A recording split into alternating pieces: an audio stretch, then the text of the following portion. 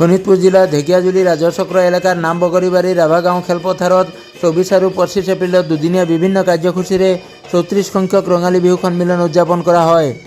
নামবগৰীবাৰী নেহেৰু জনজাতি যুৱ সংঘৰ সৌজন্যত আয়োজন কৰা ৰঙালী বিহু সন্মিলন উপলক্ষে ছাত্ৰ ছাত্ৰীসকলৰ মাজত বিভিন্ন ক্ৰীড়া প্ৰতিযোগিতাৰ লগতে সাংস্কৃতিক প্ৰতিযোগিতা, কবিতা আবৃত্তি প্ৰতিযোগিতা, ভেকশ্যন প্ৰতিযোগিতা আদি অনুষ্ঠিত কৰা হয়। ইয়াৰ দ্বিতীয় দিনৰ কাৰ্যসূচীত মুকলি সভা অনুষ্ঠিত কৰা হয়।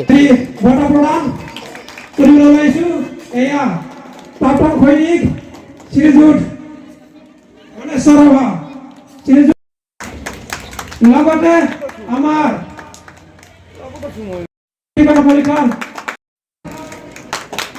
প্ৰথম বিভাগ নেতাৰ ইংৰাজী নেতাৰ অধীন হৈছিল শ্ৰীমতী কমল চিলাবা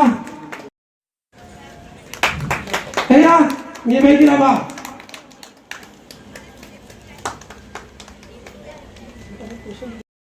ভাগ লৈ এখন ফুলাম পাজৰ সভাটোলা জ্ঞাপন কৰিছে।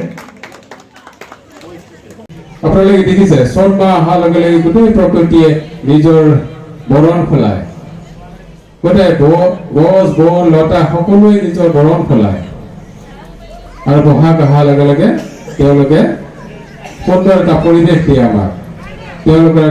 তেওঁলোকৰ প্ৰত্যেকে কুঁহিপাত মেলে। এই কুঁহিপাতৰ লগতে আমাৰ জীৱনটো কোমল হৈ পৰে। আমাৰ মানুহসকলৰ জীৱনটো কোমল হৈ পৰে। কাতিটো কিহৰ কাৰণে কঙাল?